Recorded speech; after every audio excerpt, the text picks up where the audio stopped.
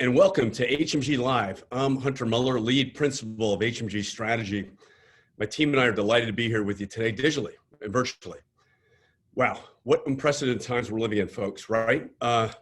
It goes beyond belief or beyond explanation. Unprecedented times, global pandemic, as things roll across, as this virus has rolled across the world and our country, it takes some really interesting leadership skills, right? It's a really challenging time for us all, both professionally and personally, at work and at home.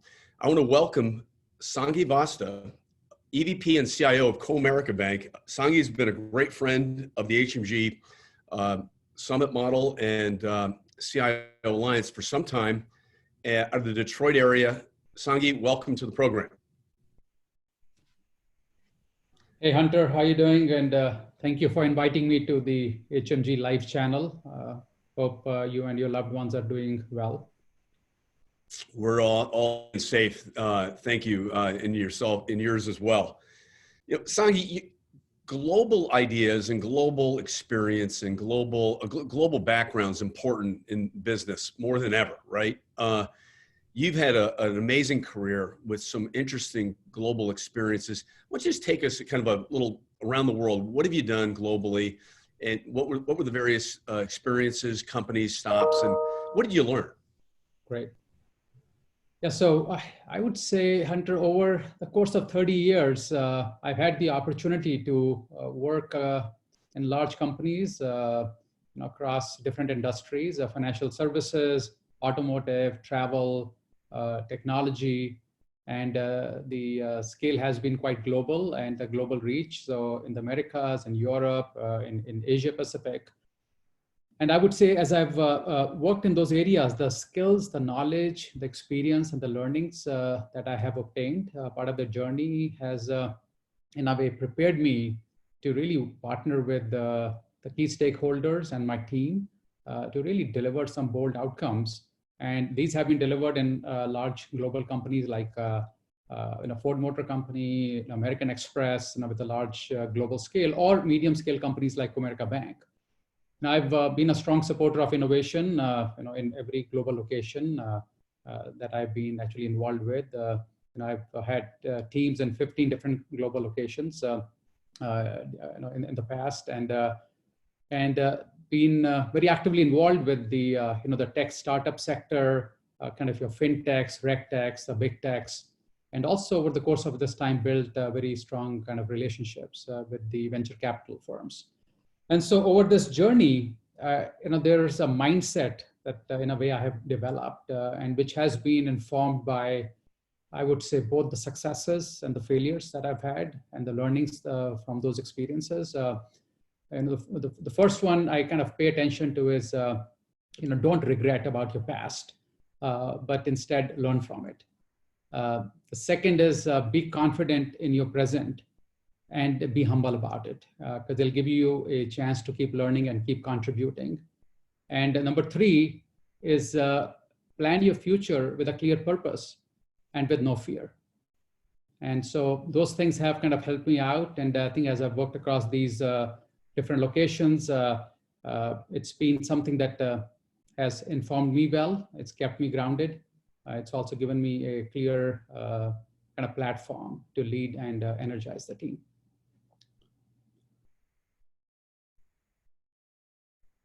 Let's click down on point number 2, specifically around humility and gratitude and leadership style and being a lifelong learner. Why are those so important and so interlinked? Yeah, I'll have to think about during the course of my career, I've had those pivoting moments where you will get into some new opportunity and somebody tapped you on your shoulder and you kind of walk into that scenery, and then you feel a level of uncertainty and a level of ambiguity because things are not as clear and at times may feel overwhelming. And so I think kind of being open to basically suggestions, being open to kind of a mindset that you're there to kind of learn and contribute. And I've seen in those situations, 3 things have kind of worked out well number one is be very clear on the needs of your stakeholders. These could be your colleagues, these could be your customers, these could be other stakeholders in the industry that you're working with, depending on the kind of the situation you are in. Number two is really stand up a team. It's a strong cross-functional team. And number three is kind of empower the team to be at their best and surprise you and delight you, but play a role of a quarterback where on a given day, you may have to roll up your sleeves and lead. And on other days, you're actually right behind them. And so the example that I can think of, and I can think of a few examples where it started with a level of being uncertain. And I'll maybe take an example in very relevant to the crisis we are going through. And this crisis is truly, as you said, very global in nature. The pace at which things have come down, both from a health perspective and from a business performance perspective, is very, very unprecedented. And I'll maybe later share some thoughts on, as we get out of this situation, right? What do we maybe need to do? But in that example, when I was at American Express at the time, and the same theme applies to Comerica Bank, and I had taken on the role of a CIO of business travel. And I had just moved from the head of shared services for all of Amex to this business travel CIO role.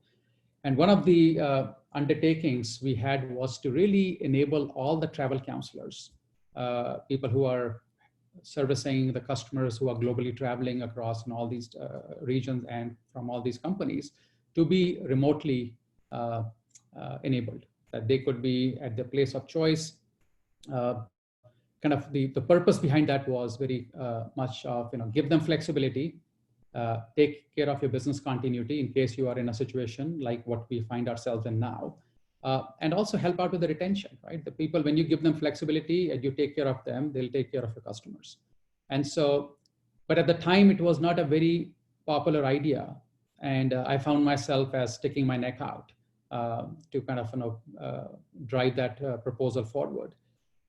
Found a few people who were behind it. Always good to understand the purpose, as I said, be clear on what the small team looks like that is going to really take that forward. And then day at a time, we had some early wins. We had some misses as well. We kind of learned from those misses quickly. And we were, when I kind of left that area and took over a different CIO role within American Express, we had already gotten 75% of our people enabled. And I'll tell you, there were a number of days during that journey, number of weeks when I felt very uneasy. I was actually very worried. What if this thing doesn't work or we get into some other kind of a problem? But 75% of the people had been enabled by the time I moved on to my next role. And just heard recently, last week, there was a really good webcast from American Express that 100% of their travel counselors had been enabled and working remotely and taking care of all the customers. Excellent. Excellent. What have you experienced in the current crisis at Comerica, and where overnight, at some point, you turn the switch and it says, we're going virtual, right? Yeah, and it was again a pivoting moment for us where we had to really draw the best of our people and really create a clear signal that we were shifting from focus on new capabilities development to the kind of the sole focus right now was to take care of the health of our colleagues, take care of the health of our customers, and keep our business operations as healthy as they can be. And I would say, as we reflected on that, to really have a good pandemic and a business continuity kind of plan in place, we were able to rely on that. But at the same time, we were stepping into very uncharted territory. It's not just our company that was sending its employees to work from home. Almost every company around the world was actually doing that. And we felt and we saw and we heard, and I'm sure many other companies heard, the stress and the demand on shared resources was very high. And so people had to be really accommodating. People had to be really kind of exhibiting a level of compassion. And then kind of, there are a lot of other people like us in technology. We take it for granted. What does it mean to work from home or from a different location? But we had a lot of colleagues who had never virtually worked. If you are in some of the operational roles, and so to really be thoughtful, mindful to get them enabled to work from home. And so that became kind of a rallying cry across the bank. The other thing that has helped out is that we, over the course of last 3 years, very actively invested in digital technologies. For example, over a course of 3 years, we brought 32 digital platforms into our bank. And I would say that kind of uplift that we've created, coupled with having a well-exercised pandemic and business continuity plan, helped us minimize the impacts. How do you keep people engaged, Sangy? I mean, it's so difficult, right? Working from home, the balance between the professional time, and you're working across multiple time zones, maybe continents with other partners. And how do you keep your team engaged and how do you take care of your people? Yeah, and this is to me some of the fundamentals of, as people have said, soft things matter even more during hard times. And social distancing does not need to mean emotional distancing. And I would say, I think these things have really helped us to stay very close to our people, to kind of keep the team very much unified, very, very strong. And, the advice that we had picked up a while ago was that, step up, but don't overstep. And what we are seeing is having people who are all seeing the need of the times and bringing their kind of competency, their knowledge, their passion to help people out, and just giving them a light structure and let them be free. And to me, I think that those things have been kind of working out very well for us. The other aspect is, I would say, putting people ahead of profits works out very well in the long run. And our company's done a great job of really helping our people out who are having to still be in some of these work locations just by the special nature of their roles, and everything that we are doing to really take care of them and their families. I would say other kind of things where, you can't meet people in person, but being able to have virtual happy hours. I've run many of those with my own leadership team, and I'm actually very fortunate to have an awesome leadership team. They're hardworking, committed, compassionate, and very, very fun to work with. And then maybe the last thing I'll mention is, while the scenarios that we have been able to establish and enable during these times, and we've had really strong support across the entire bank for the technology colleagues, and a lot of appreciation for what they've been able to do in a short period of time to get our business operations running as smoothly as possible. We have also been planning for what we call as extreme scenario planning, and where what we are looking for is for every critical capability we have, if something went wrong with that during these times, who are the other people who can step in? Who are the people who can step in within your company, part of your extended support you have in the industry? Who are the people they can step in? So that's another thing that we've been actually actively working on for all of those extreme scenarios to ensure that we have the right level of coverage in place. Recently I was listening to Kramer on Mad Money, and he was interviewing the CEO of GE, and they've gone through an incredible journey over the past 3 years.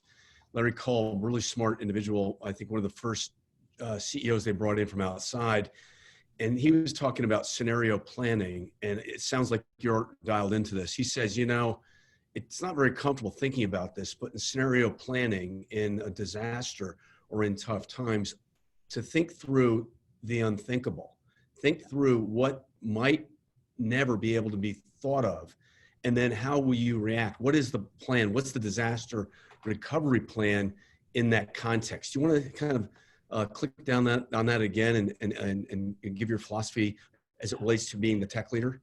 Yeah, no, absolutely. And I think a lot of this, Hunter, goes to the people aspect and how people are partnering to think about extreme scenarios. One of the things I've seen and been very moved by strong leaders is that they will, in situations like these, be out there regularly. I've been trying to send out, the communications on a weekly basis as well. But very importantly, kind of without creating panic, show them the reality and communicate as frequently as you can. Context is often bigger than the content. And so you can provide the context of what's happening, putting things in the right context of what does it mean to our business.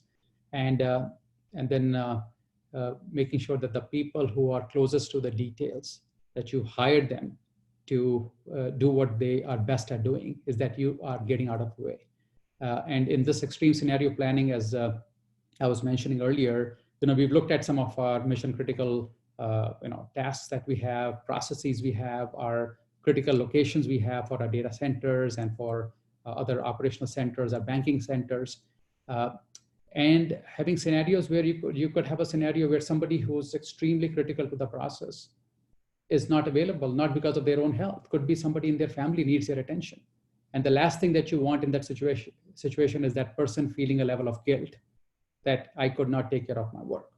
You want the person to really feel completely comfortable to step into the important responsibility they have to fulfill, and have others step in to take care of the responsibility that needs to be taken care of. And to us, that's been something that we've been actively working on, ensuring that in any of these critical places that are important to us from a business standpoint, because they are critical to our customers, we are able to actually have that plan in place.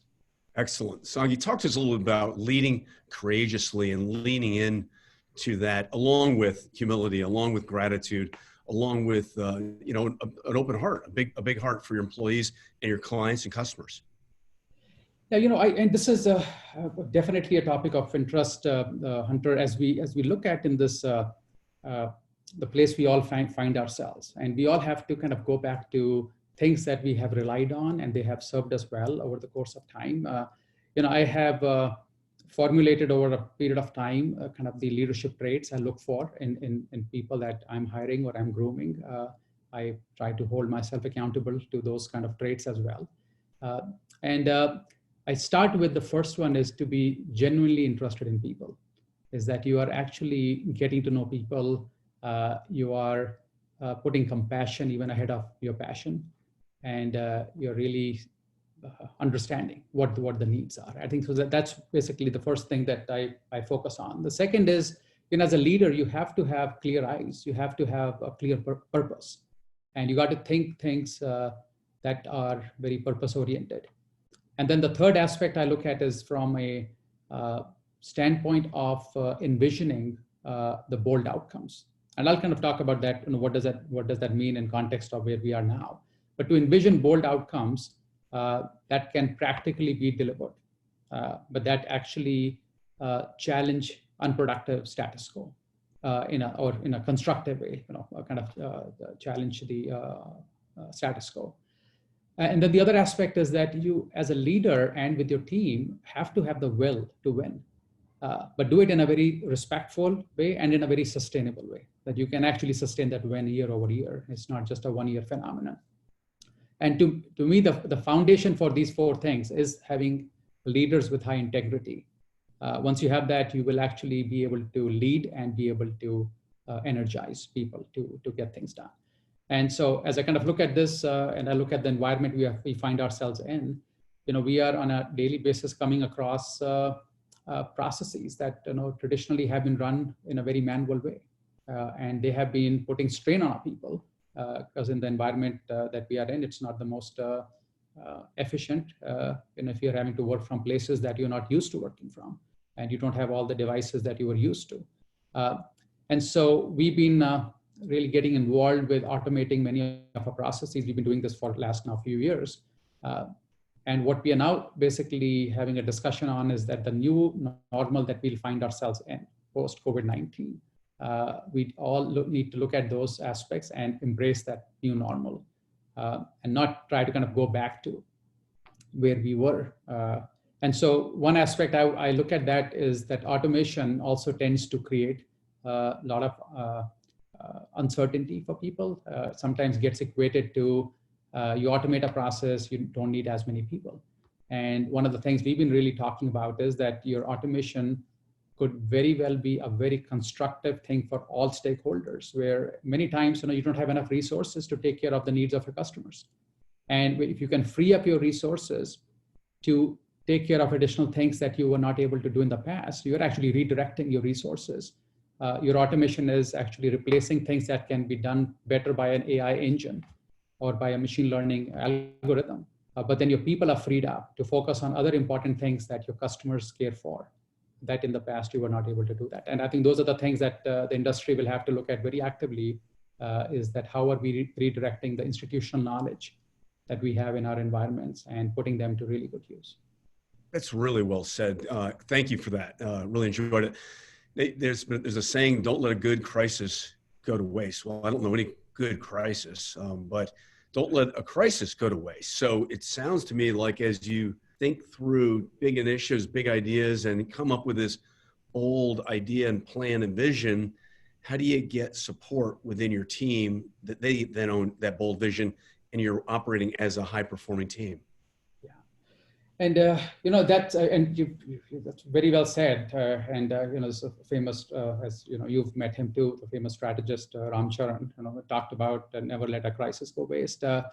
In any situation like this, first of all, you feel very saddened, and when you see what's happened to the humans, your colleagues and people around the world, and the suffering that it has caused, and it kind of feels extremely sad to be very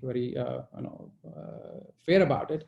It's kind of a glass half empty, and at the same time, hats off to all the people who are stepping in different roles. I've got people in my family who are assisting in different kind of situations in hospitals and so on. I'm sure a lot of people around the world are helping out. But at the same time, there's a glass half full piece to that as well, is that the white space that we all are finding ourselves having. And the key question is, are we filling that white space? We're not having to drive to work, we're not having to drive to the airports, not having to travel as much. It has given white space. Are we filling up the white space with productive things?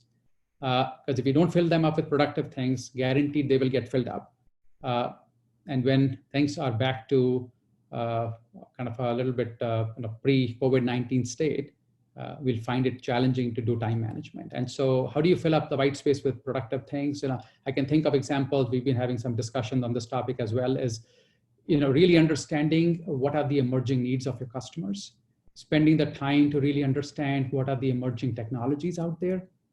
There are brilliant ideas coming from the startups. Oftentimes we don't have time to go and engage in some of those discussions. Find the time. There are amazing webinars and webcasts happening during these times. What HMG is doing as well through different kind of like a HMG Live channel. And the other piece is this is a thought I have actually shared with the team for a few years, and was informed by one of the leaders in Google, the head of their autonomous program, is that at times it's easier to get to 10x the benefit than to aspire for 10%. And so in these moments when you can actually think about, how can you reimagine some of aspects of your business, and think about, could you get to a 10x of an outcome versus just an incremental improvement forward. I mean, Talk those are a the little bit more about the 10x idea, and that's a Valley idea, right? So that you obviously have brought into your whole leadership style. The 10x idea is a big idea, right? Yeah, and 10x to me, Hunter, does not need to be at times overly complicated, or has to be thought about as something that teams have to do a lot of preparation for. It's just basically more of a mindset where if you put people together and give them basically that opportunity to say, this is your white space, think about how can we reimagine parts of our business, right? I think about, when you look at some of the processes we have and how the loans get approved, right? Things take a good amount of time. We have done a very good job at the bank to cut that time into half. But if you were to think about as, could something like that be done in just, say, a couple of days? Are there technologies out there, and are there processes that are emerging out there that you could look at that and say, another industry did something like that for a different kind of use case? Could you take those learnings of that use case and apply that to your business? And whether it's things happening with blockchain, whether it's things happening with some of the other capabilities around IoT, how 5G is starting to kind of become very relevant and prevalent over the course of time. As you think about real-time payments, think about and how some of these technologies are becoming more and more mature. Those are the things that I look at, is that let's take the time to constructively disrupt our own processes before somebody else does that to us. And then in return, be able to come back with some outcome that is extremely delightful for our customers. Thanks, Sangy. I want to bring in Tom Hoffman, our head of research at HMG. Tom, you had a question for Sangy? I do, thanks. And Sangy, thanks so much for joining us today. Hey, Tom, how are you doing? Great, thanks. So you and Hunter and I have spoken quite often about the digital strategy that you've executed at Comerica. Can you talk a little bit about how this is now helping both the business and customers at a time when these digital tools are so needed? Yeah, Tom, thanks for that. And I would say that and I'll maybe start with that thought, is that as I look at what this crisis has done to companies, many of them have been very thankful for what they have done by investing in digital. Others have also come to a conclusion that digital first is not going to be something only for a few companies to focus on. I think, to me, that will become the new norm post COVID-19. For us, a number of things that we did. I think our investment in the cloud has significantly paid off for us. If I think about the virtual private network that we really made sure that we had enough capacity to support all our colleagues working remotely. And even when we felt that we may be getting into a capacity issue, though we never had that issue, we were able to very quickly spawn another VPN infrastructure in the cloud, because we had made the investment in the cloud. And that just took us no time. And just within a couple of days, we were able to just stand that up, and we got significantly spare capacity right now to be able to handle that. Or if I look at our investment we made in our contact centers, we used to be using very, I would say, old legacy technologies. And to really have a cloud-based AI-enabled contact center capability where all of our servicing agents are now able to operate remotely is maybe a couple examples of what helped us out. Thanks, Sangy. Thanks, Tom. Sangy, kind of parting comments here. Is it the best time ever to be in our industry, even with all of this uncertainty, even with all of the issues with the pandemic? As a leader, leaning in and leading courageously, passionately, and authentically, with humility, with gratitude, is it the best time ever to be in our industry, and why? Yeah, I think it's definitely been kind of the best time in the industry for a few years now. And I do see industry by industry as well. And the industries are embracing digital and the ongoing level of investment in technology. To me, it will be a very much a given for many years to come, that if you are a technology leader and who is passionate about your domain, your business domain, and I use this terminology a lot, the two in a box, co-creation of products and services. And we built this practice inside our bank where you have, for every critical product and service, you have a tech-savvy product owner and you have a business domain-savvy business leader. And so you have a business, domain-savvy tech leader and a tech-savvy business product leader. When they are actually jointly working in that unified way, amazing things happen.